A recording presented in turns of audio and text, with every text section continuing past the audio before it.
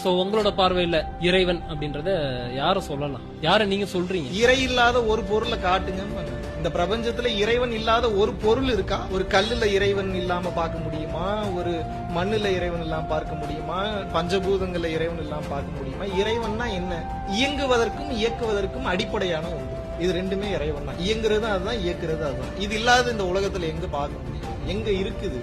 இறை இல்லாத ஒரு பொருளை 14 லோகங்களையும் உங்களால காட்டிட முடியுமா? இந்த உலகத்துல இறை என்று ஒன்று இல்லைன்னா அதை பற்றி பேசவும் முடியாது, அதை பற்றி நினைக்கவும் இல்ல. அதாவது இறை அப்படின்ற ஒரு பொருளை நான் எப்படி பார்க்கலாம்? ஒரு சாதாரண ஒரு மனிதனா எப்படி பார்க்கலாம்? இப்ப இறை இல்லாத காணும் பொருள் எல்லாம் காண்பவன் அறிவாளி. காணும் பொருள் எல்லாம் கடவுள் மயமே பக்தன். காணும் பொருள் எல்லாம் அணுக்களின் சேர்க்கையே ஆராய்ச்சியாளன். காண காண காண காண முற்பட்டவன் கடவுளே ஆனானே ஞானி, மெய்ஞானி. இப்ப நீ எப்படி பாக்குறன்ற பெர்ஸ்பெக்டிவ பொறுத்து அது அங்கேயே நிக்கணுமா, அது கண்டினியூ ஆகணுமான்றது இருக்கு. அதுக்கு மேல நீ கண்டினியூ பண்ணணும்னு விருப்பப்பட்டாலும் நம் மதம் அதுக்கு ஒன்னும் உங்களுக்கு தடை போடல, நம் மார்க்கம் ஒன்றும் அதற்கு தடை போடல.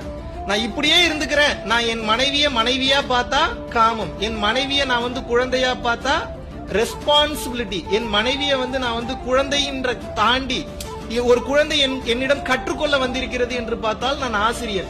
என் மனைவி என்னிடம் காமத்தை கடந்து காதலை கடந்து கடவுள் தன்மையை என்னிடம் பார்க்கிறாள் என்றால் நான் குரு.